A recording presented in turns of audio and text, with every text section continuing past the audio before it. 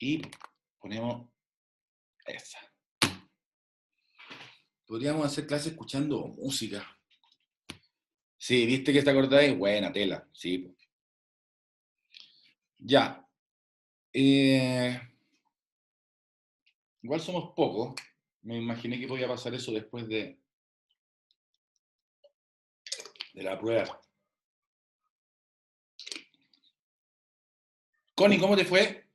Connie, ¿cómo te fue en la prueba? Constanza. ¿Yo? Sí. Creo que bien. ¿Por qué? ¿Qué pasó? No, te pregunto nomás. ¿Y cómo creí? ¿Cuál es tu criterio? ¿Qué nota? Podéis contarlo, ¿no?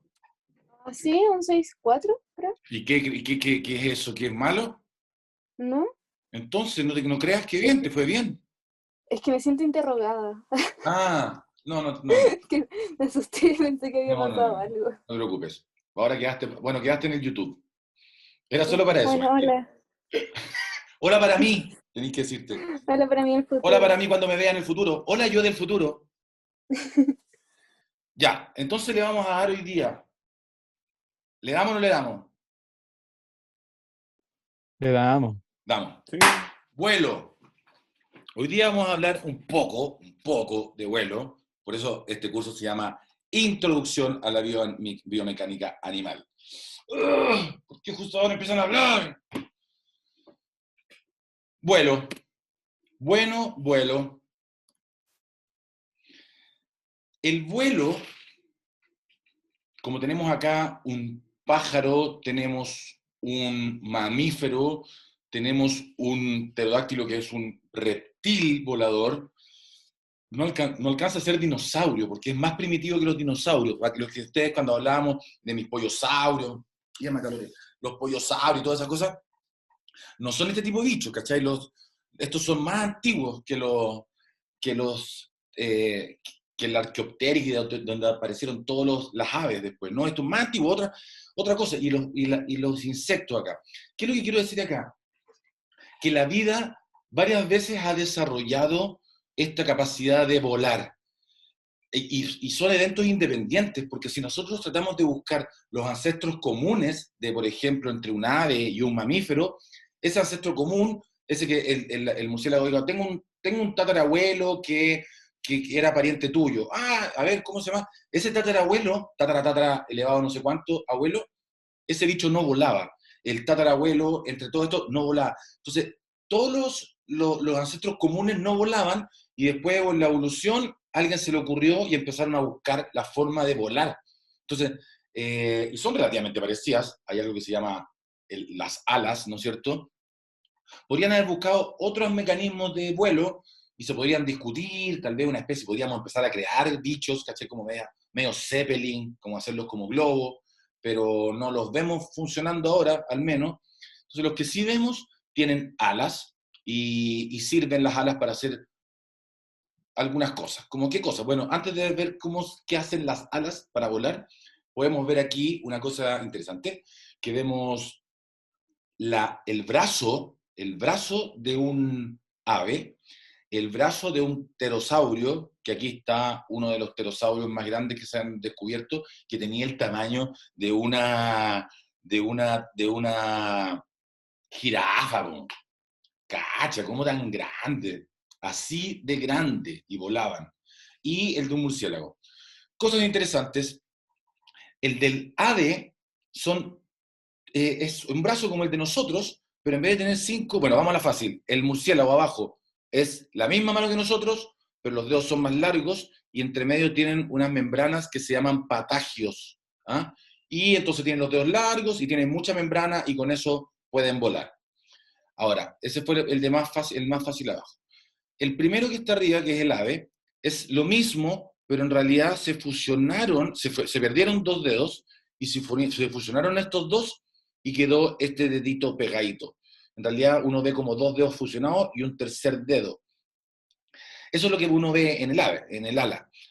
Una pregunta que se ha hecho mucho la paleontología y la biología del desarrollo es si cuando uno ve tres dedos, ¿será tan evidente que son estos tres o son estos tres?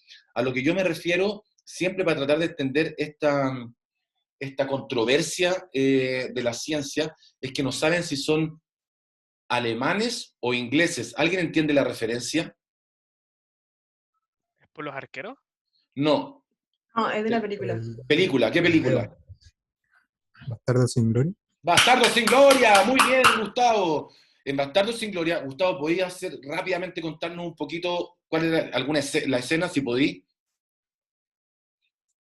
Era como que habían soldados ingleses infiltrados como nazis y estaban como conversando en un bar, así como tomando.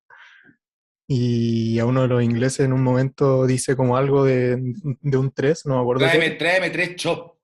Claro, y como por la forma en que dice 3 lo cachan que no era alemán o de la zona que era. Exactamente. Estaba disfrazado de alemán y dice, tráeme tres, y es verdad, porque en realidad la gente que conozco de Alemania es rotundo, entonces dice, tráeme 3 chops, nosotros diríamos así, somos más ingleses, pero los alemanes no dicen 3 así, dicen 3 así. Es así de simple, los alemanes no dicen así, dicen así. Entonces, hay una cierta controversia de cuál de los 3 dedos son los 3 dedos que vemos en los aves, y gracias a algún es un poco complejo, pero en realidad son un poco de las dos cosas, porque gracias al desarrollo embrionario que lo hizo Alexander Vargas, un compañero de la Facultad de Ciencias, que ve desde un huevito un pollo, y el huevito cuando es muy cachorro, por decir algo, polluelo, tiene 5 dedos y se empiezan a fusionar, se pierden estos dos y son estos. Aunque la respuesta es un poco más compleja, pero podemos quedarnos con que son estos, ¿ya?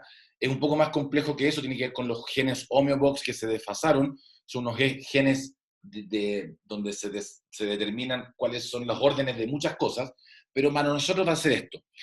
Algo aún así interesante es que en el pterosaurio, en este bicho muy grande, tiene un dedo muy largo.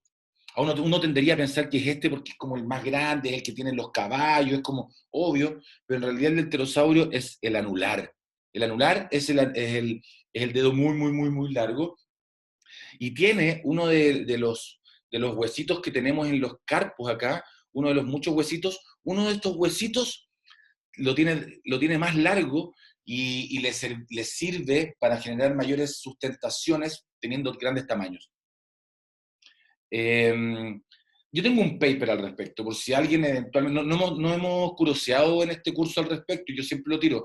Hay un paper que habla de cómo una cosa, un huesito muy raro a un ala puede darle mayores sustentaciones de las que uno podría esperar tener. Entonces, no sé por qué no hemos desarrollado eso para hacer una ala que tenga ese huesito o algo. Probablemente la gente de aeronáutica ya lo ha hecho, ya lo entiende, pero por último para darle una vuelta. Entonces, estas son 3 manos que hacen elevación, tanto la de un ave, la de un pterosaurio que ya no existe, y la de un murciélago. Ahora, para poder volar hay que contrarrestar, es que espérate que tengo esta cuestión, no logro que se desaparezca, sale de aquí. Si levanto esto, no he hecho nada. El vuelo debe contrarrestar. ¿Qué tenemos que hacer para volar? Para volar tenemos que contrarrestar, ahí funcionó, tenemos que contrarrestar el peso del organismo, el mg, porque quiere tirarse hacia abajo, quiere que suba, ¿no es cierto? Y el arrastre, porque el bicho va para adelante y se genera resistencia, el drag, ¿no es cierto? El arrastre, al movimiento. ¿Qué hacemos para contrarrestar el peso hacia abajo? Bueno, tener fuerza en los pectorales, que vamos a ver, y se genera viento hacia abajo para generar compensación. El efecto Bernoulli, que vamos a ver un poquito ahora, y a ustedes probablemente ya lo conocen un poco, les suena, y el ángulo de ataque, que no es nada más ni nada menos que el tercer principio de Newton, que uno tira viento hacia abajo y la mano se te sube hacia arriba, por ejemplo, si vamos a hacer el ejemplo. Y para contrarrestar el movimiento hacia adelante que hace el viento para evitar que se mueva, ¿no es cierto?, se genera con potencia muscular y teniendo cuerpos aerodinámicos. Ya, independiente de esta ecuación que a mí no me sirve, solamente quiero que sepan que existe una ecuación que te puede determinar cuál es la elevación que te puede dar un ala. Tiene que ver con el ángulo, deja que se salga esta cuestión, que se me aparece, que se salga el ángulo de ataque, o sea, perdón, tiene que ver con el ángulo de ataque, tiene que ver con la forma del ala, que un poco tiene que ver con Bernoulli, que vamos a ver ahora, con la textura del ala, porque efectivamente no es lo mismo de qué está hecho el ala, de la densidad del medio, de la velocidad en que se mueve a cuadrado, para que se note que no es trivial, y la superficie que está en contacto con el medio. Entonces, ¿qué es lo que es el efecto Bernoulli? El efecto Bernoulli quiere decir que, bueno, pues es un tema de mantención de energía, pero lo que dice es que cuando se mueve más rápido el fluido, tiene menores presiones. Se parece mucho a Venturi, pero aquí está aplicado a una superficie. Entonces yo muevo, ponte tú, este perfil aerodinámico que vemos como un ala, si lo corto transversalmente, veo este perfil, y si yo corto el ala transversalmente de un ave, también tiene este perfil, y nos damos cuenta que el aire, cuando pasa, ¿no es cierto?, se separan las partículas para arriba y para abajo, y después se encuentran, es más o menos así, no es tan así, pero bien caricaturístico, porque esto se llama introducción a. Las partículas salen, se separan y vuelven a encontrarse al final del ala. Por lo tanto, como vemos aquí en un túnel de viento, espérate, ya voy a tener que salir, espérate, déjame, nos pasó lo que no quería que pasara. Chao contigo, chao, reiniciar el salir. No sé, tenía ok. Vuelvo a abrirlo. Ya lo había probado, pero bueno, suele suceder. Es que tengo muchos videos que pesan, entonces como que se... Ujú, ujú, ujú, ujú, ujú, ujú, ujú. ¡Ja! Bueno, aquí vemos entonces un perfil. ¿Están ahí? Sí. Ya. Sí. Entonces aquí tenemos un perfil aerodinámico que se está moviendo en un túnel de viento, que está quieto, pero le tiramos, después vamos a ver en métodos de estudio cómo se hacen estos túneles. Y entonces el viento pasa más rápido por arriba que por abajo, y al pasar más, como sale aquí en esta ecuación que pongo P chiquitita, una gran velocidad arriba respecto a la velocidad abajo, lo que se genera menores presiones abajo que arriba que abajo, por lo tanto se genera sustentación. Es poco intuitivo, uno teniendo un perfil aerodinámico y uno lo hace pasar a través de un medio, se genera elevación, es sorprendente. Y el otro, que es el ángulo de ataque, que insisto, que tiene que ver con cuando uno saca la mano en el auto y uno hace es que uno juega, porque cuando uno le pone inclinación, hace un cambio, un ángulo de ataque, el aire baja, y al bajar el aire, por tercer principio de Newton, cualquier acción tiene una reacción. Si hice bajar el aire, quiere decir que el aire me hizo subir la mano, me genera fuerza hacia arriba, y uno ahí va jugando. En este caso, hacemos el mismo perfil aerodinámico, lo hago, aumento el perfil, el ángulo de ataque, y eso es el ángulo de ataque. Ahora, ¿qué es lo que sucede cuando uno aumenta mucho el ángulo de ataque? ¡Pah! Se pierde el flujo laminar. Se ve muy ordenadito, una lámina, no sé, mucho lámina, y ¡pum! Se pierde lo que se genera pérdida, que se le llama. Pérdida en una aeronave o en un pájaro. Ahora, ¿qué pasa en este gráfico? Si tenemos en el eje X los grados del ángulo de ataque, uno tiende a pensar que efectivamente, mientras más ángulo de ataque, mayor elevación tengo, porque más le genero fuerza hacia el viento hacia abajo, mayor va hacia arriba. Entonces alguien diría, ya, entonces si yo fuese un avión y quisiera tener gran elevación, entonces yo debería tener un gran ángulo de ataque. El problema con el ángulo de ataque, si nosotros vemos aquí los grados en ángulo de ataque, que fíjense que no son extremos, estamos desde el 0, llegamos hasta el 20, como poquitito, poquitito. Vamos a parar aquí, que no se maree. ¿Qué pasa cuando yo empiezo a aumentar el ángulo de ataque? Efectivamente, la elevación, que es el azul, coeficiente de lift, va aumentando linealmente. Perfecto. Entonces, pero profe, si era mejor, hay que aumentar el ángulo de ataque, hay que aumentarlo. El problema es que cuando yo aumento el ángulo de ataque, ahora mi ala va así, cuando yo aumento el ángulo de ataque, ¿qué pasa? Aumenta la sección que tengo que atravesar el fluido, por lo tanto lo que también aumenta es el arrastre. Y si se fijan que está en rojo, el drag, que a mí no me gusta, aumenta potencialmente. Entonces, a mí lo que me interesa como aeronave o como pájaro es aumentar la elevación respecto al drag, tener una gran elevación respecto a un poco drag. Entonces lo que hacemos es el cociente de este gráfico respecto al rojo y nos damos cuenta que efectivamente hay un ángulo de ataque, en este caso que depende del ala y todo, pero hacia la rápida, como alrededor de 6 grados, donde efectivamente el lift es máximo respecto al drag. Después el lift aumenta, pero el drag empieza a aumentar mucho más rápido y no me sirve.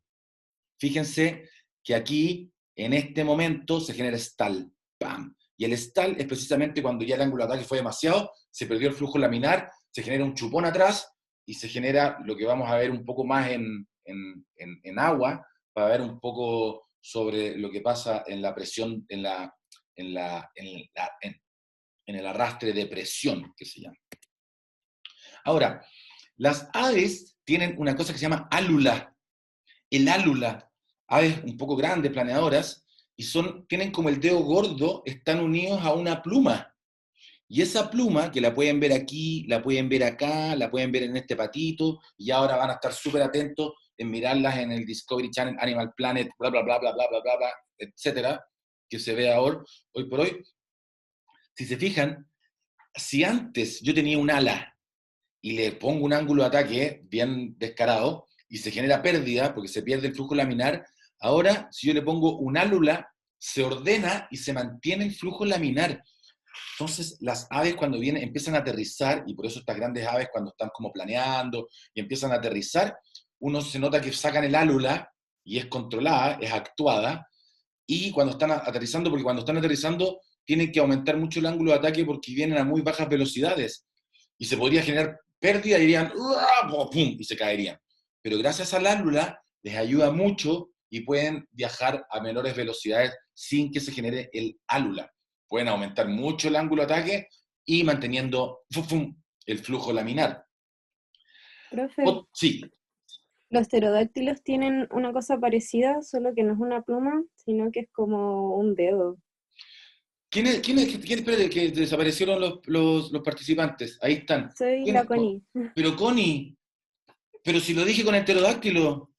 Muy No, sí, pues, bien. pero lo que se me hace interesante es que Pero en espérate, ¿me lo estos estabais es diciendo porque una pluma. sabíais o porque ya lo dije yo?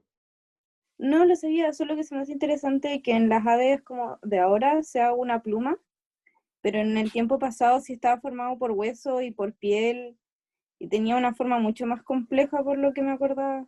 Sí, es muy despierta Connie para variar, muy bien, pero la diferencia es que en el pterosaurio, que me acuerdo en el paper, no cumplían la misma función que el álula, o tal vez sí, porque primero que nada es hacia abajo, no es hacia arriba, es como que le ayuda a mantener la concavidad al ala. En el álula es como que en realidad aparece otra ala acá. Eso es lo que hace la función del álula. En el pterodáctilo en realidad lo que hace es que el patagio le cambia como el perfil de ataque, que se llama. Es como, bueno, todo pasa en el perfil de ataque, pero no creo que sea para mantener el flujo laminar en el caso de los pterosaurios. Pero, Connie, Connie con N, ¿me puedes preguntar el paper y yo lo puedo subir? Porque hace tiempo no lo veo, e insisto, sería bueno, sobre todo tú que sabías de algo de eso, podríais darle mucho mayor, ¿cómo se dice? Podría aprovecharlo mucho más, ¿ya? Que cualquier otra persona. Ya que sabíais de algo de eso, te puedo mandar el paper donde hablan precisamente de eso, ¿te parece? ¿Te Ya, parece? gracias. Bacán. Ya. Otra forma de controlar esta pérdida producto del ángulo, del mayor ángulo de ataque, y se produce una pérdida de flujo laminar, son las plumas cobertoras mayores. Aquí abajo vemos un ala de un animal que no tiene las plumas de colores, simplemente las coloreamos para que viéramos que hay diferentes plumas, están las primarias, las secundarias, bla, bla, bla, bla. Mira, aquí está el álula, pero hay unas que se llaman cobertoras mayores que están acá. Esas cobertoras mayores, fíjense, como cuando aquí está un ala, empieza a aumentar el ángulo de ataque.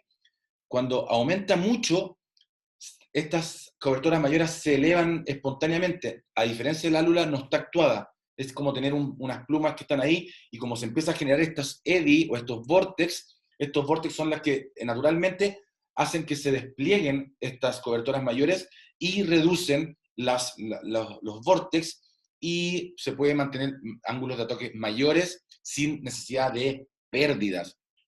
Es muy interesante. Entonces, hay dos formas de poder aumentar el ángulo de ataque que tienen las aves. Uno que son las álulas y las otras son las cobertoras mayores.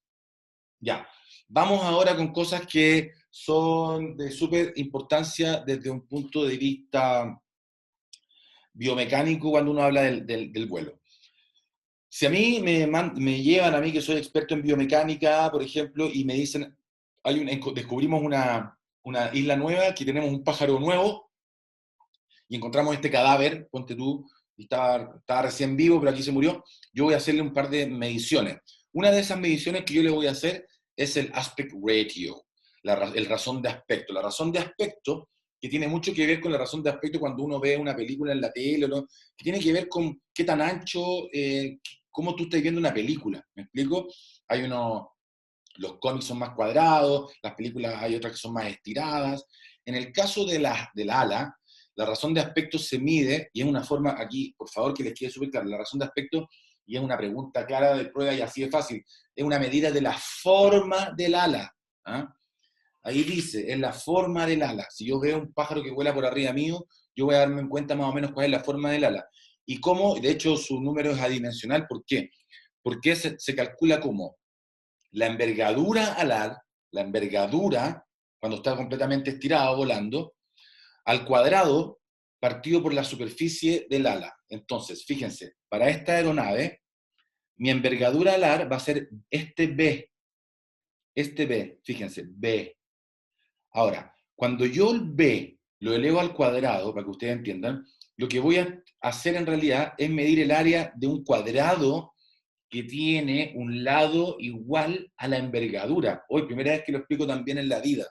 Eso es, el B cuadrado, la parte de arriba, el denominador, no, el nominador, en realidad es una medida del cuadrado que tiene de lado la envergadura, lo que está aquí en rojo.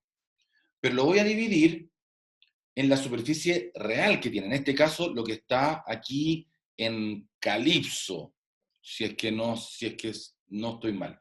Entonces, en este caso, B cuadrado para esta aeronave, la razón de aspecto es mayor o menor que 1.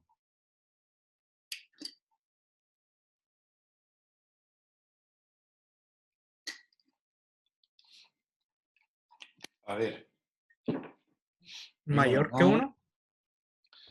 ¿Es qué? ¿Mayor que 1? Es mayor que 1. Es mayor que 1. ¿Por qué? Porque algo grande lo estoy dividiendo en algo chico, ¿o no? Algo grande lo estoy dividiendo en algo muy, muy, muy chico. Ese número es muy grande. Piénsenlo ustedes, desarrollenlo. Hay muchas formas de llegar al mismo camino, pero en general, lo que estoy diciendo yo es que cuando las formas son angostas, las razones de aspecto son muy grandes. ¿Lo entendieron? Acá hay un número que es B cuadrado, el cuadrado, todo eso grande, dividido en algo muy chico, porque esta superficie es mucho más grande que esta superficie. Entonces, si esta ala fuera incluso más angosta, sería esto por algo mucho más chico, los números son más grandes, ¿no es cierto? Recuerden que si fuese exactamente el mismo cuadrado sería 1. Si el denominador es más chico, entonces el número crece. Entonces, las aves y las aeronaves por lo general tienen razones de aspecto mayores que 1. ¿Ah? Ahora, depende de la forma del ala, es qué tan mayor que 1 son. Y lo vamos a ver. Otro carácter, propiedad, característica súper importante es el wing loading, ¿ah? O la carga alar. Y la carga alar no es nada más ni nada menos que el peso de lo que sea. Fíjense que acá yo estoy poniendo muchos aviones para que se vean la gran similitudes que se pueden hacer cuando se estudian aviones o aves, porque tienen casi los mismos principios, sobre todo cuando se planea. Entonces tenemos el peso de lo que sea que vuele, que es mg, aunque g es constante, por lo tanto el peso es proporcional a la masa, partido por la superficie. En otras palabras, estoy tratando de entender cuántos newton tiene un metro cuadrado de superficie, o un centímetro cuadrado, o como sea que tú lo midas. Entonces, la cantidad de peso partido por una unidad de superficie de ala. Aquí podemos notar inmediatamente algo que por ejemplo, el wing loading no es constante, ni tanto para las aeronaves ni para los pájaros. Cuando un avión tiene que volar, tiene que saber cuánto peso tiene, porque si no, no llega a destino. Entonces necesitamos saber cuántos, y por eso no hay mucha gente, se tienen que bajar, no hay mucho equipaje, etc. Porque wing loading es súper dependiente de eso. Un ave depende de eso porque el ave también cambia de masa, po. No cuando hace ejercicio, hace dieta o todo. No, porque por ejemplo, los cóndores dicen que los cazaban dándoles comida. Entonces los ponían los cóndores, le daban mucha comida y después los iban a buscar y los salían persiguiendo porque no podían agarrar el vuelo, porque pesaban demasiado para su superficie. Entonces, efectivamente, el wing loading es algo que cambia en un organismo. Por lo general no es tanto como los cóndores que pueden comer como cerdos 3 veces su peso, no sé, y tienen que quedar tirados un par de días, pero sí efectivamente el wing loading cambia en un organismo y también en una aeronave. Ya vamos a hablar un poco más de estas dos características. Ya. Este gráfico ya lo vimos. Es el clásico área versus masa para muchos pájaros, incluso los colibríes. El problema de la carga alar, si es que nosotros pensamos que es isométrico, que crece, es que fíjense, ustedes ya son expertos en esto porque lo estudiaron maravillosamente para la prueba. Si la carga alar, si fuéramos estudiantes y estuviéramos estudiando en scaling, la isometría de los pájaros, y asumimos que crecen isométricamente, nosotros sabemos que el peso crece con la masa, y la masa crece con la longitud al cubo, y la superficie crece con la longitud al cuadrado. Entonces el wing loading, como sale aquí abajo, debería, así como solo por matemática, debería crecer con la longitud. Y eso haría que los animales más grandes debería empezar, el dicho que es 3 veces más largo, con isometría. Ya sabemos que si es 3 veces más largo, 3 por 3, 9 por 3, 27, pesaría 27 veces más, pero tendría 3 por 3, 9 veces más de superficie, pero el problema es que el wing loading sería de 3 veces más grande, más largo, más. El wing loading sería 3 veces más grande, al menos, de mayor magnitud, para que no tengan ningún problema. Y entonces el bicho le costaría más volar. Por lo tanto, lo que hacen, y esta es otra forma de explicar lo que les contaba el otro día, que lo que hacen entonces es descompensar y desproporcionarse y aumentar la superficie del ala. Entonces ya sabemos, si tenemos ese pajarito chico que veíamos y lo hacemos más grande, el wing loading, una forma de decir, no, pero es que el wing loading sería demasiado grande y no podría volar el animal. Ya, pongámosle naturaleza a esta cuestión, mucho número. Aquí tenemos varios especies de aves. Desde lo más abajo, un colibrí que tenemos de 5 gramos, está en kilogramos, 0.005, 1, 2, 3, de 5 gramos, un colibrí de 5 gramos, un estornino de 75 gramos, un petrel de 14 gramos, 1, 2, 3, de 140 gramos, perdón, un halcón de 1 kilo, un albatro de casi 9 kilos y un cóndor de 10 kilos. Va de abajo hacia arriba para que fuera más fácil nosotros pensar. El mensaje de esta diapositiva es decirles, primero, que fíjense el wing loading que tiene el colibrí, para que uno podría pensar, ya, ¿cómo crece el wing loading y el aspect ratio con respecto a la masa? Y el mensaje es que no crece con la masa, ni el wing loading ni el aspect ratio. Depende de otras cosas. Por ejemplo, aquí tenemos, efectivamente, los wing loading son aquí para el cóndor más grande, entre el cóndor y el albatros que el de un colibrí. Pero en realidad no es tanto por su masa, porque el halcón, ponte tú, tiene casi lo mismo que el colibrí. ¿Mm? Entonces, simplemente para darles un mensaje, ya vamos a ver en otra diapositiva cómo en realidad se separan todos estos dos variables.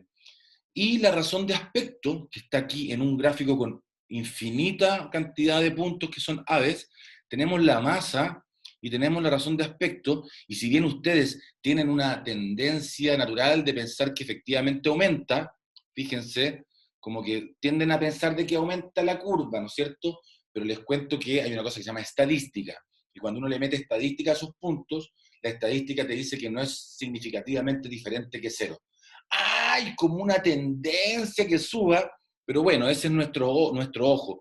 Lo que nos dice la estadística es que en realidad hay mucha mayor dispersión dentro que entre. Entonces, si bien la nube como que tiende a subir un poco, en realidad hay mucha mayor rango en el within, es un tema estadístico. Entonces, el mensaje es que tampoco yo puedo, si me decís la masa de un pájaro, yo no te puedo decir cuál es su aspect ratio. No puedo. Entonces, no te puedo decir cuál es su aspect ratio, su razón de aspecto, respecto a su masa, ni tampoco su wing loading, pero sí nos pueden dar información ellas respecto a su ecología. Dato importante, aquí tenemos un alas delta de un ser humano con una ala de mentira. El wing loading es súper bajo. Es más bajo el wing loading, es decir, la cantidad de newton por unidad de superficie de ala, es muy bajo, es más bajo que el del colibrí, insisto, pero ahora mismo la masa en particular es súper bajo.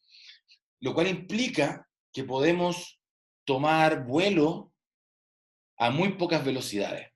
¿Por qué? Porque tenemos caleta de superficie para una cantidad determinada de newton hacia abajo. Au. O tenemos una cantidad de ala determinada para muy pocos newton. Así que yo soplo una ala delta y se agarra vuelo. Que es la gracia, por eso lo usamos nomás. O sea, lo usamos, ¿cierto? Para poder planear y lanzarnos desde una colina y poder volar. Son muy grandes y muy livianas, porque efectivamente el wing loading en este sistema está calculado con las alas encima, ¿no es cierto? Así que por eso es que podemos, no lo había visto así, pero por eso se los pongo en realidad, por eso podemos volar fácilmente con una alas delta, porque tiene muy baja carga alar. O en otras palabras, tiene mucha superficie liviana. Ya. Tenemos arriba un ala de una paloma, ponte tú, y la de abajo, un ala ¿de qué les suena el ala de abajo?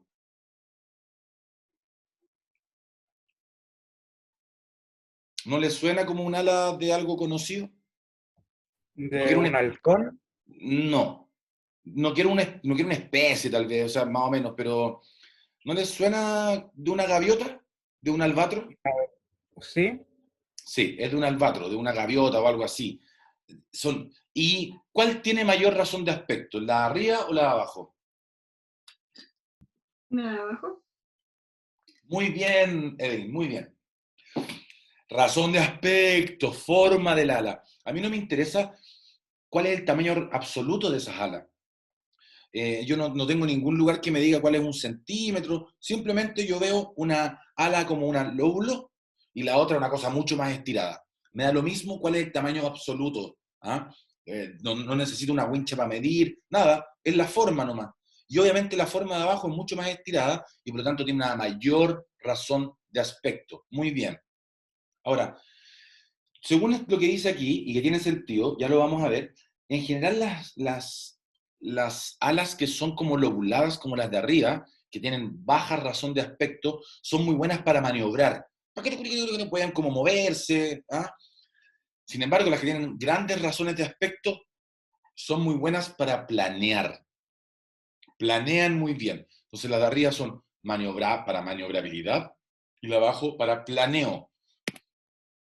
Entonces, a alguien se le ocurrió hacer un análisis de componentes principales, que no nos vamos a meter en qué es lo que es un análisis de componentes principales en estadística, pero lo que primero que les voy a decir es que alguien agarró y los ordenó a muchas aves, los ordenó con respecto a wing loadings en el X y aspect ratio en el Y, o cargas alares en el X y de razones de aspectos en el Y. Y ahí se distribuyen en diferentes lugares los animales. Entonces, es un análisis de componentes principales donde yo puedo más o menos decir, aquí tengo animales con bajas wing loading y bajos razones de aspecto, bueno, y las 4 posibilidades, no quiero mostrar cada una. Bueno, aquí tenemos, hagámoslo.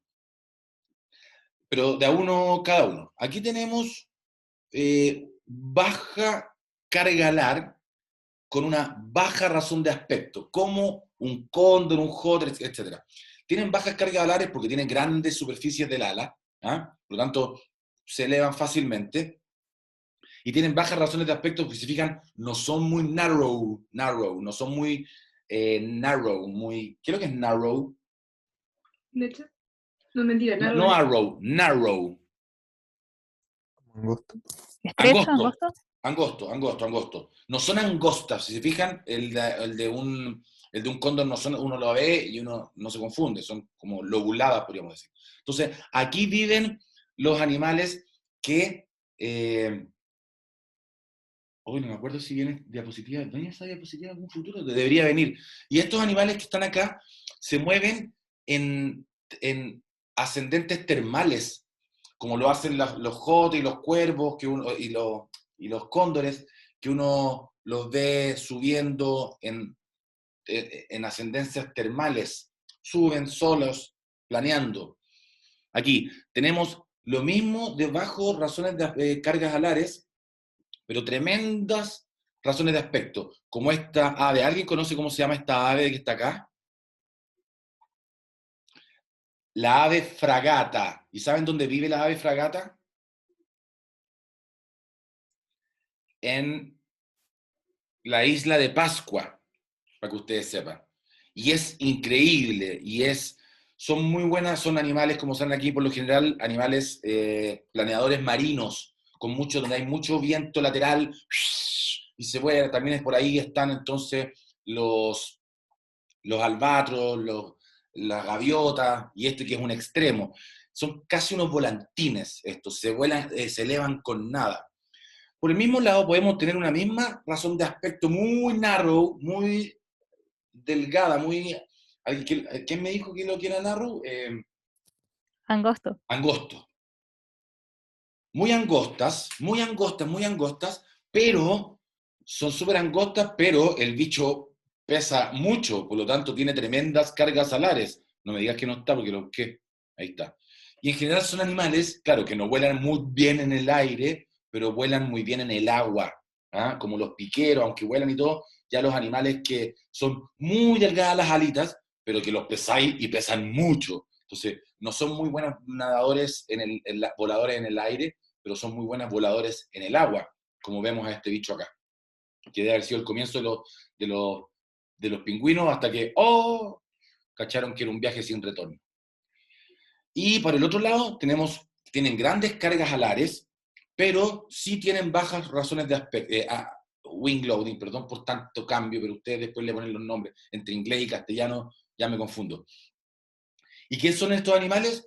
Que tienen altas wing loading y bajas razones de aspecto, lobuladas, con grande peso, como las palomas o este animal, ¿cómo se llama este? Las codornices. Y tienen una gracia que, si bien dice poor flyers, son pobres voladores, son voladores, no son muy buenos voladores. De hecho, no vuelan mucho, como que la gallina está como por ahí, como que ya la gallina ya hace un par de cientos, miles de años que ya no pudieron volar. Pero si vuelan muy rápido. Tienen que volar muy rápido, ¿para qué? Para poder contrarrestar el problema del peso y la poca ala.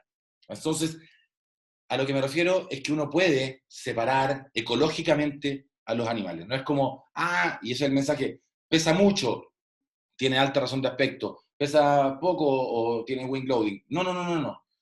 Eso se puede mover y son variables independientes. Esa es la razón de la variable, del análisis de componentes principales, que separa ortogonalmente dos variables y poder poner y tener un espacio morfométrico en este caso. Entonces aquí uno puede decir, entonces si agarráis un animal, ponte tú, de la isla desconocida y le medís estas dos variables, le sacáis la masa, porque aquí está estandarizado por la masa, y cae acá, tú podéis decir, podéis predecir algunas cosas. O cae acá, podéis predecir otras cosas. Entonces, ¿notan la importancia de un análisis de componentes principales? Sí. Y este se los pongo porque como yo soy extremadamente autorreferente, este es un paper que hice con Canas, con mi ex tutor, que hicimos exactamente lo mismo, pero lo hicimos con murciélagos. Y hasta pusimos el Desmodus rotundus, que no sé en qué lugar estará, que es el murciélago que chupa sangre. Porque no sé si ustedes saben, pero hay muchas, por no decir miles, de especies de murciélagos y solo una chupa sangre, que es el Desmodus rotundus. Entonces sí, puede que transmitan enfermedades y lo que quieran, pero como tener la idea de que un murciélago chupa sangre es como tenéis que tener la suerte de vivir en Chile, porque vive en Chile el Desmodus rotundus. Pero no necesariamente un murciélago tiene que chupar sangre, todo lo contrario. Hay muchas otras especies, todas las demás, el 99.9999% de las especies no chupan sangre. Y aquí hicimos lo mismo, y aquí también los caracterizamos con las variables, entonces wing loading en el X, aquí está más fácil el aspect ratio para mi confusión, y aquí pueden revisarlo ustedes cuáles son los que son más rápidos, son más lentos, maniobran más, maniobran menos, e incluso dónde viven tiene relación con eso. Un murciélago que planea mucho y viaja muy rápido de un lado a otro, probablemente no debe ser muy buen que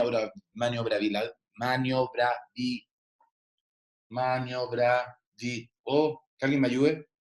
¿Maniobrador? Maniobrador, ¿o no? Sí, maniobrador. ¿Maniobrador? No sé, voy a ver. Maniobrabil.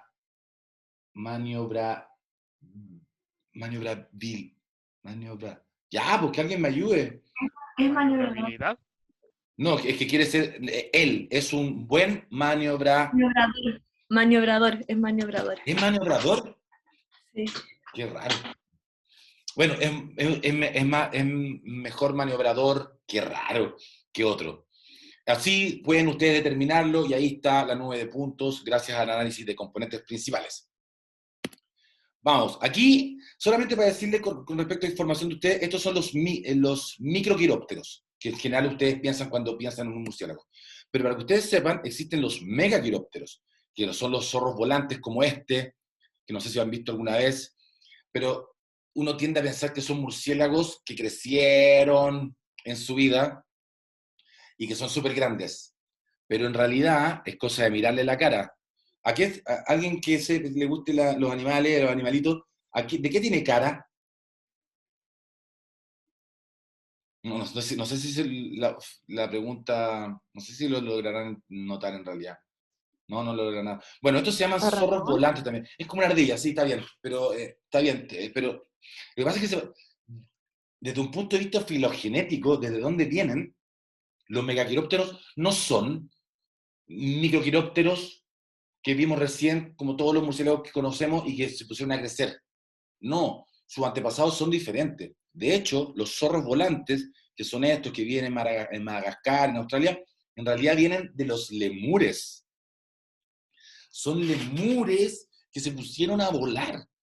Ahora, ¿buscaron la misma estrategia que usaron algunos ratones alguna vez que se pusieron a volar? Sí, usaron patagios. Las manos largas con patagios entre medio, pellejo, digamos, carne, y lograron hacer esto que vemos acá. Así que no Profesor, son... una consulta. Sí. Estos no serían, tampoco estos zorros voladores no serían ciegos, ¿cierto? No, muy Viven de día. buena, Carlos, muy bien. De hecho, estos son diurnos, estos son frugívoros, y como buen frugívoro, como lo éramos nosotros, tenemos que determinar colores de día, porque gracias a ver colores podemos discriminar las frutas que están buenas, que están malas. Entonces, estos son lemures, desde ese punto de vista. Exactamente. No como los murciélagos, que la gran mayoría tienen una pobre vista, porque en realidad cazan de noche y comen insectos nocturnos. Muy bien, Carlos, y por eso esos tremendos ojos, by the way. Un dato importante que alguien podría perfectamente decir que cómo es posible que vuelen y planeen estos bichos, porque en general los murciélagos, los microquirópteros, los anteriores, no planean mucho, no planean muy bien, pero los megaquirópteros sí planean muy bien. Pero como tienen un patagio, ¿alguien me puede decir dónde está el perfil aerodinámico que vemos siempre para que se genere el efecto Bernoulli? Bueno, si se fijan, lo que hacen es hacer cóncava o convexa el ala, y lo que hacen es como ahuecar el ala, por eso ahueca el ala, y al ahuecar el ala, lo que hacen es generar un efecto Bernoulli porque se genera un espacio de aire en la parte cóncava, que se produce funcionalmente un efecto Bernoulli.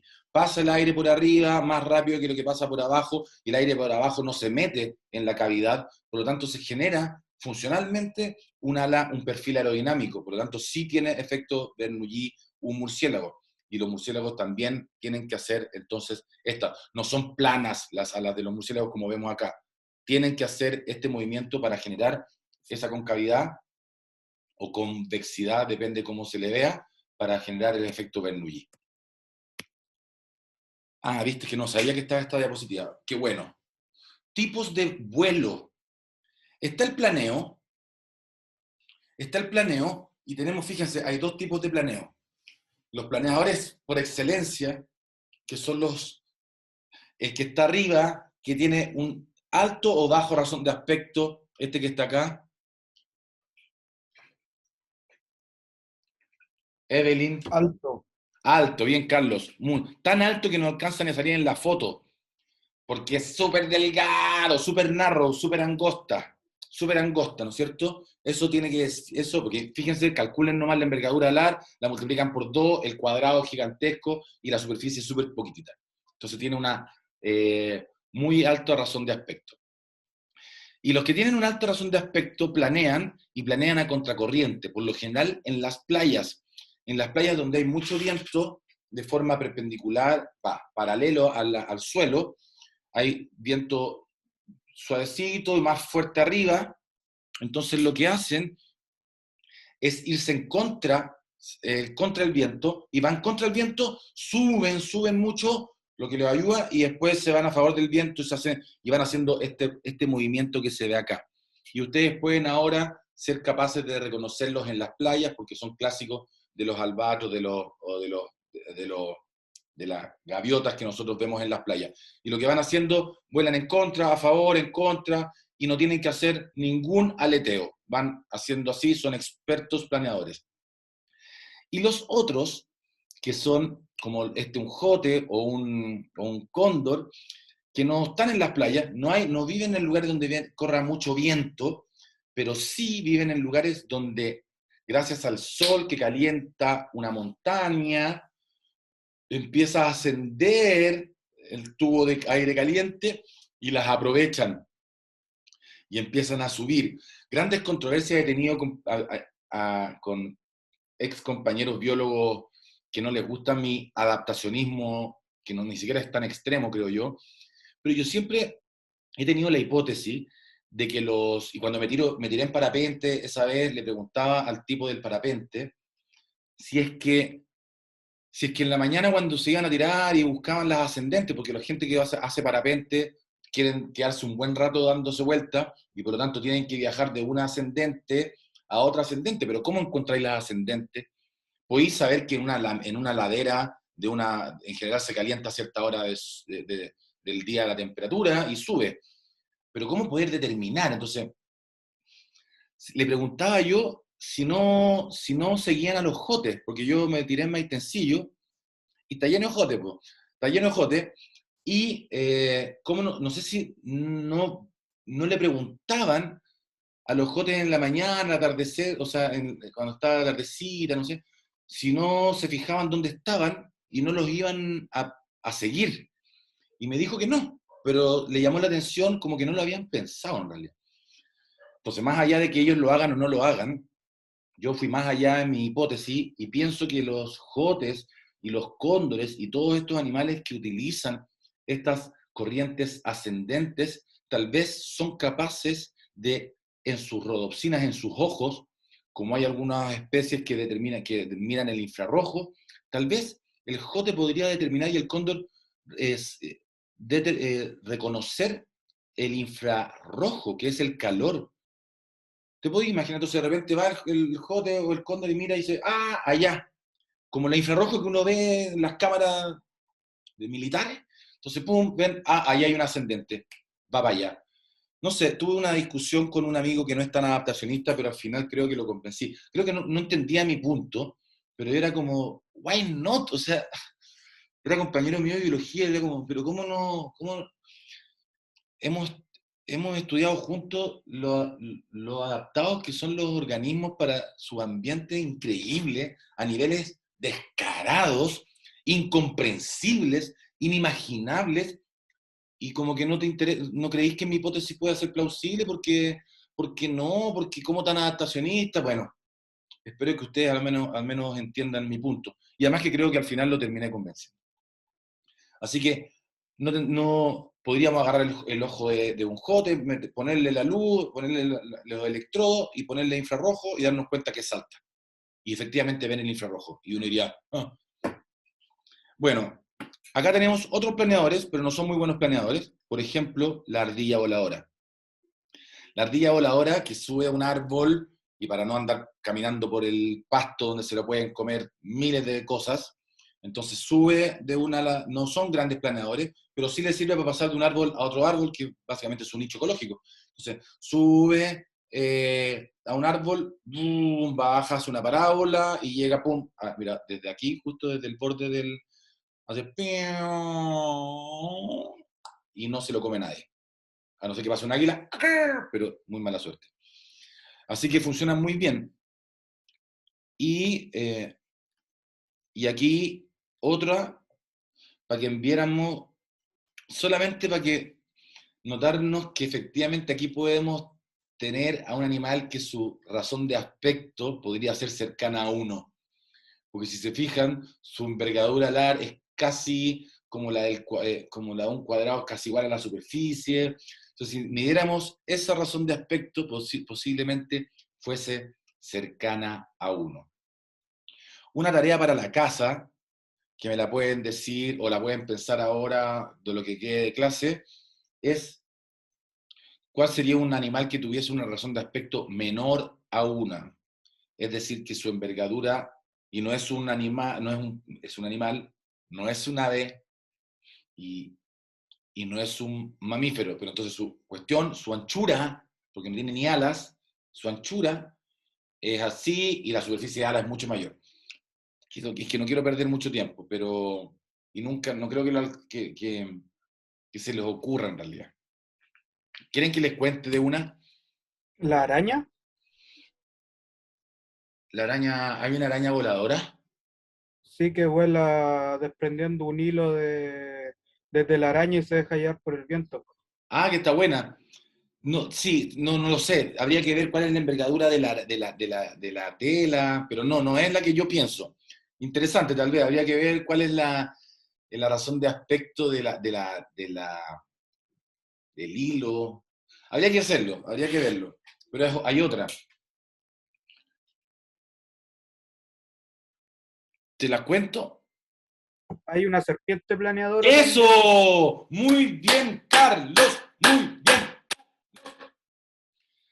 Si se fijan en una serpiente voladora, muy bien, aplana el cuerpo, queda como una especie de una hoja, y va haciendo así, y planea, y de hecho hay videos, búsquenlo, y hasta lo ponen en la Concord Field Station, donde estuve yo, y la hacían volar entre medio de cuestiones, ¿no? Y vuelan relativamente bien. Y efectivamente, si uno trata de ser súper consecuente con la definición de razón de aspecto, la envergadura es el ancho que tiene la culebra, y la superficie que tiene es toda la cuestión. Entonces tenía una envergadura muy poquita, así que su b cuadrado es poquito, partido por algo mucho más largo, más grande. Entonces la razón de aspecto es menor que 1. Muy bien, Carlos, te felicito por tu despliegue cerebral.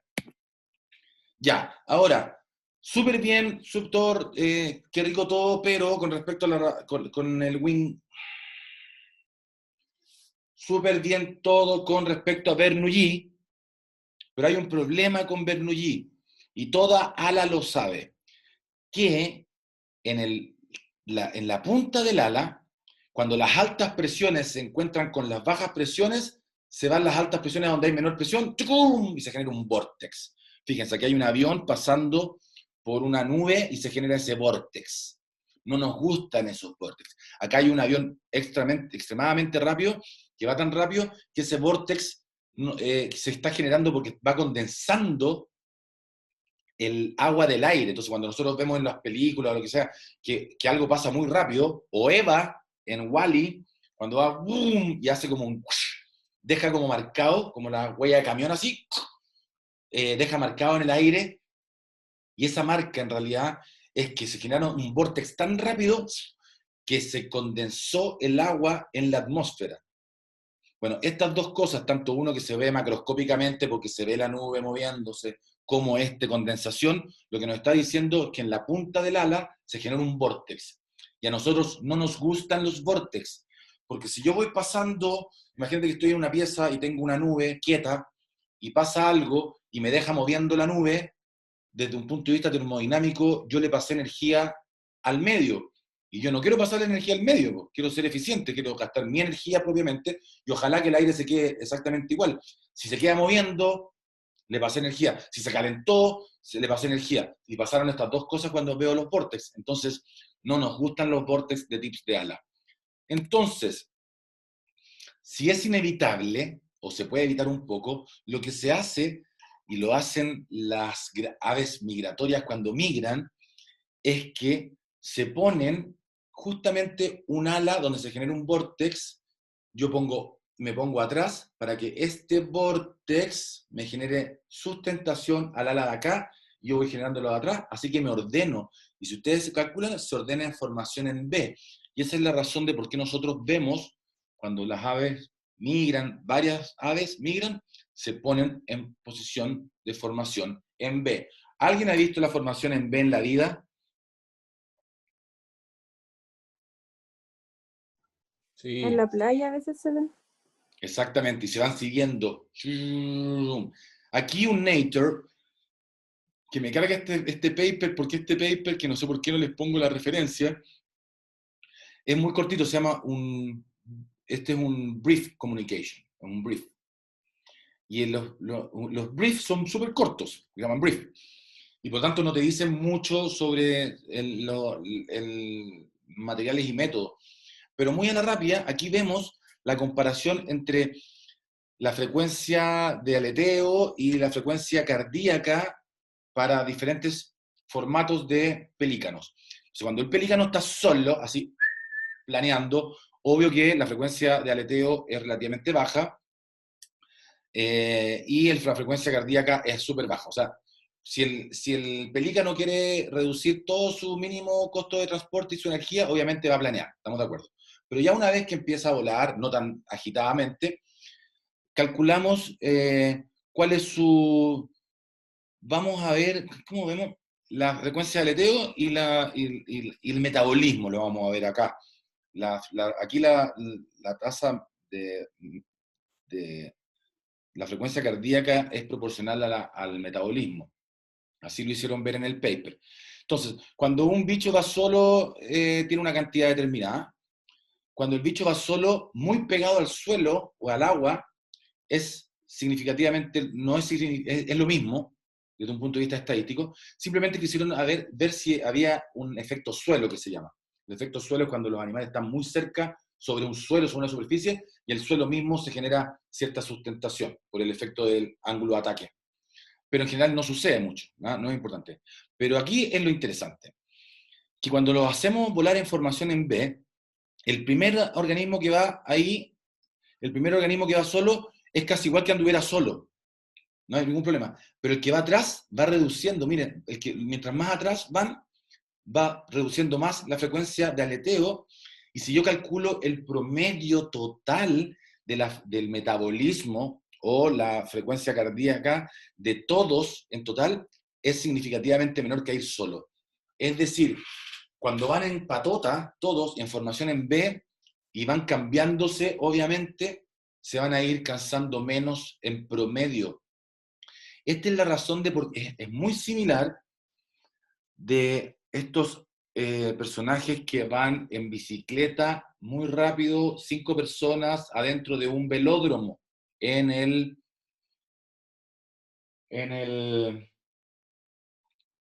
las Olimpiadas. Han visto que son 5 personas que van viajando muchas vueltas, y si se fijan, se van turnando quién va adelante.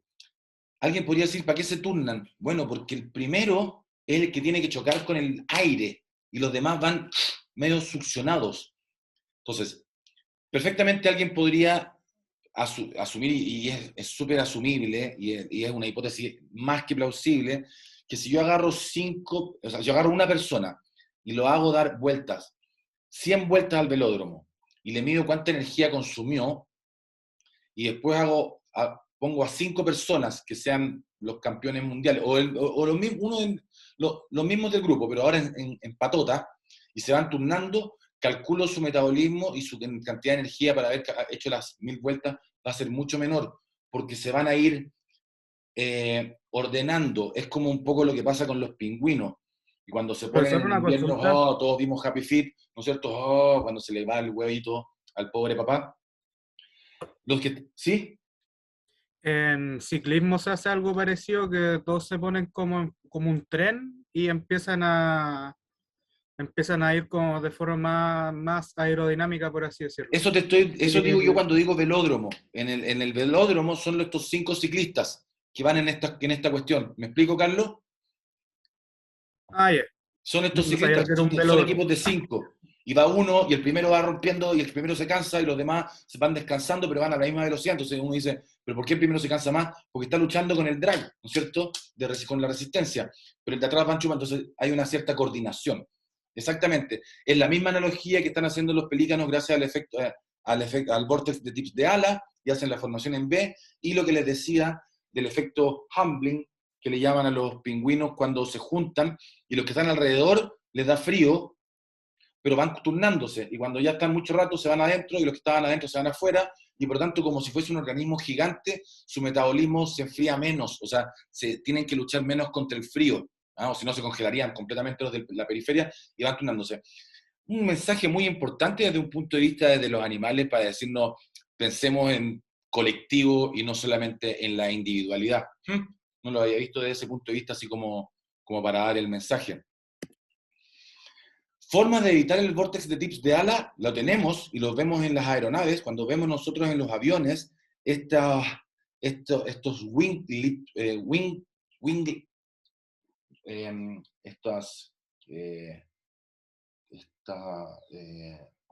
alerones.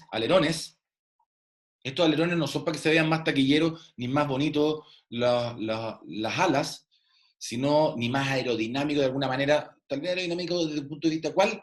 Del vórtex de tips de ala. Eso reduce el vórtex de tips de ala y hace que sean más eficientes el costo de transporte de una aeronave.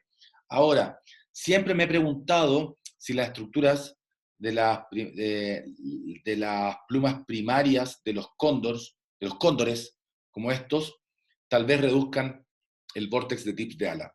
He tenido un par de trabajos que lo han intentado, compañeros de ustedes, pero en general el SolidWorks le cuesta mucho hacer cosas tan planas. Entonces no servía mucho hacer una pluma que fuera muy gruesa, le quitaba todo el aerodinamismo cuando lo metíamos después al ANSYS. Pero siempre me he preguntado que tal vez esas plumas primarias que tienen estos grandes planeadores podrían perfectamente ser producto de la reducción del vórtex de tips de ala. Esa es una hipótesis que tengo yo. Vamos con el vuelo activo. Sí, no quedan muchas. El vuelo activo requiere que la mano se mueva ahora, ¿no es cierto? Y que la mano se mueva, se mueve gracias a este mecanismo que se llama el pentógrafo, que básicamente es que si yo estiro el codo, se estira la muñeca. Es una forma muy como para que suba o baje el auto, ¿no es cierto? ¿Se han dado cuenta? ustedes como ingenieros pueden entender, mira, tiene que ver, es con el principio, es el principio de los ejes paralelos, ¿ah? Es básicamente eso. Si yo muevo para allá y el otro se mantiene y le hace caso. Y de esa manera, entonces, el pájaro tiene tiene mayores grados de libertad con una reducción de control de musculatura. Entonces yo estiro, ¡uy! Estiro solamente el codo y se estira la muñeca. Perfecto, es súper eficiente. Ahora, para yo volar necesito hacer hacia abajo y hacer hacia arriba. Fíjense el cockatiel. Este cockatiel fue grabado en el Concord Field Station, fíjense, donde yo estuve en Harvard University, donde les conté lo de la rana la vez pasada. En ese mismo lugar que hacen de todo, y más encima después a este cockatiel le pusieron una mascarilla para medirle el metabolismo. Pero a eso no le creo mucho, porque el cockatiel pesa mucho, muy poco, y ya el tubito era como que le tiraba para abajo, así que está como... no está en una forma normal el pájaro volando. Pero aquí está normal, adentro de un túnel de viento. Para hacer eso necesito que dos grupos musculares. Uno que haga que el ala baje, como ahí, y otro que el ala suba. Alguien podría decir, no necesitamos que el ala suba, si el bicho va bajando es casi por gravedad. Es importante tener ese musculillo y lo vamos a ver. Entonces, podríamos decir que necesitamos que el ala baje, ahí, y ese se va a llamar pecto. Mira, fíjense, aquí va el ala hacia abajo, y aquí va hacia arriba, aquí va hacia abajo, aquí va hacia arriba. Entonces, para que vaya hacia abajo, está el pectoralis, la pechuga. La pechuga es para que vaya hacia abajo, tiene sentido, está acá. Y el que haga hacia arriba se llama supracoracoide, que hace que el ala vaya hacia arriba. Entonces, pectoralis, supracoracoide, pectoralis, supracoracoide. Pero pasa algo muy... Mira, aquí está el ala, fíjense, aquí está la lula. Le sacaron un par de plumas para que se viera bien mejor las plumas. Aquí está la lula, y aquí está la quilla, que es como el esternón, pero una quilla que es muy grande. Todos han comido pechuga de pollo alguna vez en la vida, o lo han visto, que es una tremenda quilla. ¿Y por qué es tan grande? Es para que se inserten estos grupos musculares del pájaro para poder tener esa cantidad de musculatura. Pero lo interesante de este asunto, además de que están los pectoralis y el supracoracoide, es que si nosotros quisiésemos crear este pájaro, yo pondría el pectoralis que se pegaran a la quilla, aquí abajo, porque obviamente ustedes saben, ya aprendimos, los músculos se funcionan con contracción. Entonces, si yo quiero hacer así, el músculo tiene que estar aquí. Pero si yo quisiera tirarlo para atrás, yo pondría los músculos atrás, como de hecho los tenemos nosotros. Si yo tengo que hacer unas pesas hacia atrás, la musculatura está atrás, del todo y todo está atrás. Pero en las aves, el supracoracoide, fíjense aquí, el supracoracoide también está pegado a la quilla. Pero ¿cómo va a estar pegado a la quilla si lo que tengo que hacer es tirarlo para atrás? Es porque tiene un efecto polea. Tiene una polea en el hombro, el ave, que hace que el supracoracoide esté pegado adelante. Entonces, desde un punto de vista de diseño, está súper bien hecho. Tiene tremenda quilla para que se peguen todos los músculos, y todos los músculos están pegados adelante, y unos agarran el húmero directamente, y los otros lo agarran desde atrás gracias a un efecto polea. El supracoracoide hace que el ala suba o se vaya hacia atrás gracias a un efecto polea, porque está pegado en el mismo lugar donde está pegado el supracoracoide. Eso es súper, súper interesante. Aquí tenemos la estrategia, como le llamo yo, la estrategia para un mal planeador. Cuando tú eres muy chiquitito, entonces tú estás volando, entonces te creí cóndor, como este pajarito, y va volando, y de repente hace, voy a planear. Y se pone a planear, no le sirve mucho porque pesa poco. Entonces, es como...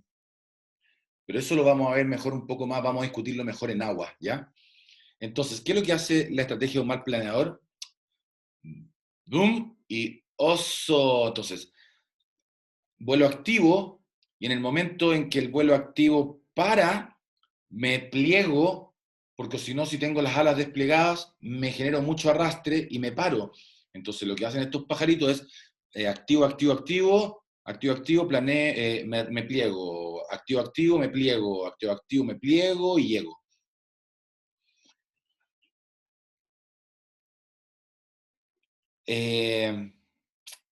Tenía algunas hipótesis pensando en esto con respecto a los delfines. Siempre he pensado que los delfines deberían estar en el agua, y se han dado cuenta que salen a veces del agua, ¿no es cierto? Salen del agua.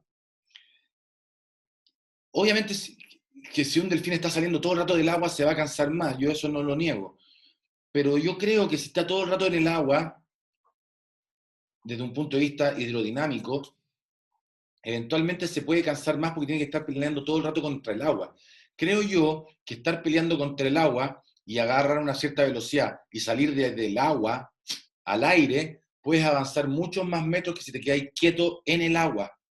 Entonces, una idea que se me había ocurrido dentro de mi tesis, de mis varias tesis de doctorado que se me ocurrieron, pero todas muy impracticables, era hacer una medida de metabolismo de delfines, pero era imposible.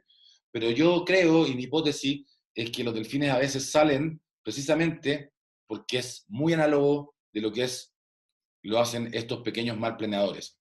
Entonces van muy rápido y a veces salen del agua, ¡pum! Entonces hay un delfín abajo y un delfín al lado, y el que está saliendo del agua todo el rato se va cansando menos porque tiene que salir del agua al aire donde tiene un mucho menor número de reinos. Pero eso lo vamos a ver tal vez un poco más, no sé si era este momento que tenía que comentarles eso. Pero el número de reinos lo vamos a ver en agua. Pero hay otra estrategia de vuelo, pues ¿cómo se llama esto? ¿Planear? No. ¿O caer con estilo? Caer con estilo, pues Julio. Esto no es ni vuelo activo, ni es planeo, es caer con estilo. Muy bien. Ya, hay ciertas personas que proponen que los vuelos de los organismos son análogos a las marchas en tierra, ponte tú, que nosotros vimos caminata, trote y galope. Nosotros podríamos determinar cuándo un animal está caminando y cuándo está trotando. Pero ¿y cómo? Gracias a los patrones del vórtex de tips de ala que ya vimos. Por ejemplo, este sería un correr. Los vórtex que se van moviendo continuamente en una trayectoria, pero cuando el bicho quiere empezar a moverse más lento, entonces los vórtex se empiezan a hacer en forma de anillo alrededor. Y eso es un hecho, pero lo que no está tan claro todavía en los libros es que efectivamente si yo puedo decir que son diferentes marchas, pero hay diferentes patrones y está claro. ¿Y quién nos puede decir mucho de esto? El colibrí. El colibrí cuando hace hovering, que es como el flotar, se queda quieto, su patrón de vórtex de tips de ala es precisamente anular, son anillos alrededor, porque efectivamente el ala también tiene un vórtex. Oigan, voy a ir al baño a hacer pis, voy a dejar en pausa esta cuestión, pausar grabación. Soy un maldito hacker. Bueno, entonces, como vemos acá,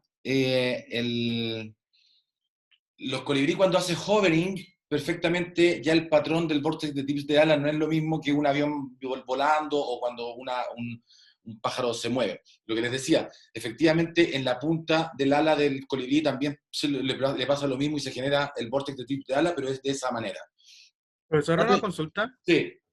¿El vuelo del colibrí sería más parecido al vuelo de un insecto o son distintos?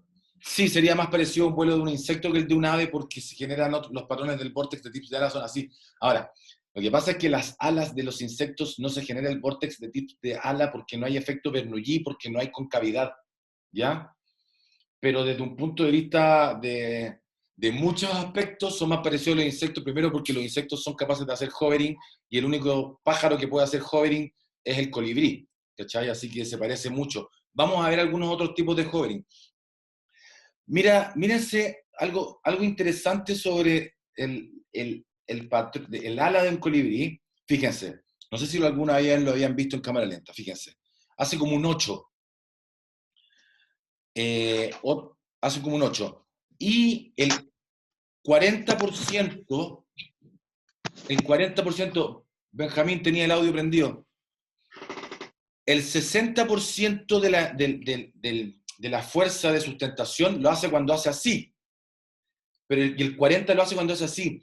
En general los pájaros no, pues tienen como un 90-10. El 90 es cuando hacen hacia abajo y para arriba casi nada. Entonces, estos animales que utilizan tanto cuando bajan el ala, además que fíjense, el colibrí está como parado, fíjense, no está como cualquier ave que vuela así, como Superman. Este está como parado, ¿no es cierto? Está como especie más como de Superman, podríamos decir que es como más como Iron Man cuando está así, en ese sentido, en el sentido del cuerpo. Y por tanto, cuando tiene que hacer así con las alas, y por lo tanto usa 60% de fuerza cuando hace así y el 40% así. Lo cual me llamó mucho la atención porque entonces se me puse a pensar otra idea pésima de mi doctorado para pensar que la musculatura que hace que haga así para el colibrí, que es el supracoracoide, debe ser mucho más grande que la que uno espera para un pájaro cualquiera. Obviamente hago la escala de una paloma, lo hago chiquitito como a un colibrí, hago los cálculos y digo, ¿cuánto yo espero que tenga el supracoracoide si fuese una paloma chica? Y mi hipótesis es que el supracoracoide de un colibrí debe ser súper grande porque el colibrí requiere hacer fuerza cuando hace la ala hacia atrás. Entonces se me ocurrió medirlo, pero era imposible porque los colibríes, el supracoracoide de los colibríes son extremadamente chicos. Yo cuando vi el primero dije, ya, no, tendría que ser como neurocirujano, era imposible. Y además que podría haberlo hecho con colibríes más grandes, pero los colibríes gigantes están en la isla de Chiloé y están en peligro de extinción. Entonces, bueno, otra idea pésima, además de mis delfines, que era como impracticable. Pero al menos como concepto interesante, porque efectivamente los deltoides, podríamos decir que el supracoracoide del colibrí, deben ser súper musculosos para un pájaro de ese tamaño. Acá tenemos otro bicho que hace hovering, pero lo hace de otra manera. Aquí tenemos un murciélago, pero fíjense, es otra forma, es un murciélago nectarívoro, y que lo que está haciendo es hovering, se mantiene quieto, efectivamente, pero solamente genera fuerza cuando está haciendo la fuerza hacia abajo. Y después hace así, y después pliega para no tener mucha resistencia, y después vuelve a hacerlo. ¿No es cierto? Tiene sentido también, pero no lo hace como el colibrí, es de otra manera. Ya, pseudo-hoverings. Cuando no son hoverings. Aquí tenemos un pseudo-hovering de un danzarín. ¿Por qué digo que es un pseudo-hovering? Porque en realidad no es un hovering. ¿Qué es lo que está pasando ahí? ¿Hay algo de vuelo activo? No, ¿qué es lo que hay ahí que no vemos? Que en realidad no es como un colibrí, está haciendo trampa. Está entre medio de una corriente de aire. Muy bien, Carlos. Está dentro de hay un viento. Entonces, lo que está haciendo, está en un túnel de viento. Entonces, lo que se hace es moverse un poco, pero en realidad no es que tenga el helio, ni que tenga aire muy caliente adentro y que esté flotando. Es que hay viento. Lo mismo que pasa con estos petreles aquí abajo. ¿Ah? Uno diría, ¡oh! Están flotando. No, hay viento, que es otra cosa. Entonces, estos son los que se llaman pseudo-hovering, porque en realidad, si bien están flotando, pero no es el hovering real, que es el de nuestro gran hummingbird o colibríes. Ya, esta es la diapositiva, ¿ah? Y la penúltima, que podríamos incluso dejarla aquí porque la última es casi un comentario. Esta es la pregunta. Primero, cuando nosotros hablábamos de potencia o metabolismo respecto a la velocidad en tierra, ¿alguien se acuerda cómo habíamos quedado que iba a ser esa función? Metabolismo respecto a la velocidad, ¿cómo se movía? Si sacamos al canguro de... Si sacamos al canguro como excepción, la potencia respecto a la velocidad en tierra es lineal. Pero en el aire tiene una forma de U, por eso se llama U-shape. Olvídense de esta negra, olvídense de la parásita, de la perfil, solamente fíjense en esta. Tiene una U-shape, tiene una forma de U. Ah, pero esta yo se las voy a contar cuando hablamos. Ah, ya.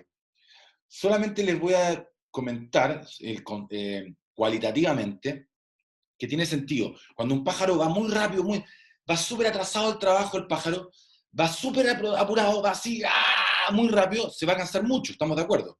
Después dice, oye, tranquilo, podéis llegar atrasado, no sé qué, se va a relajar y va a bajar la velocidad, y la potencia va a ser menor. Va a llegar un mínimo, que lo vamos a discutir en costo de transporte, pero lo que es interesante es que después el pájaro, todo el rato volando, imagínense una paloma, o esto que es una gaviota, y empiezo sin aire de por medio, sin pseudo hovering, y le empiezo a decir, ya, pero muévete más lento respecto a la Tierra. Más lento, se empieza a cansar mucho. Y de hecho, un animal relativamente grande, hacer hovering le cuesta mucho. Una paloma, a veces la podéis ver ahí como peleando con otra paloma para meterse adentro de alguna cuestión de una casa, y lo podéis ver haciendo hovering un rato, pero se cansa. Hacer hovering cansa mucho.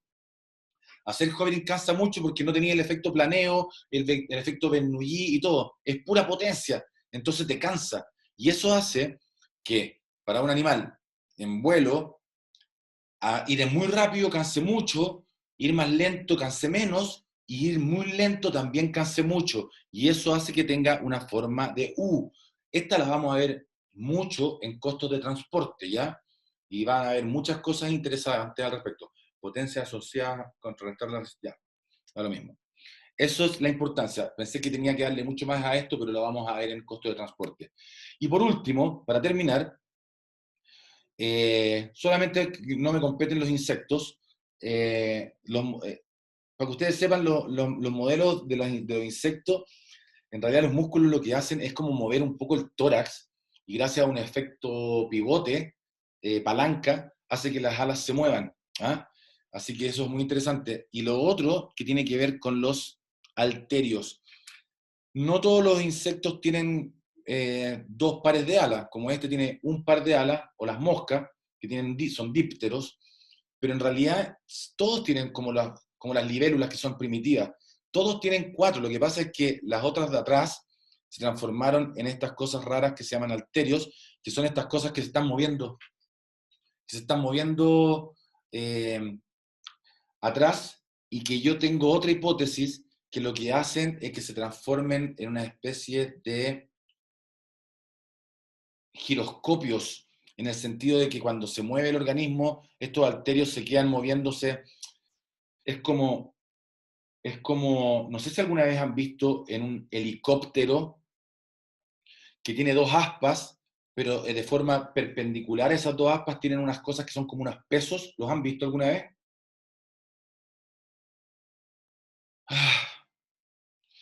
Bueno, si usted o alguno de estos drones, no sé si unos drones de pelota, que tienen unas hélices y tienen de forma cruzada unas cosas que tienen peso.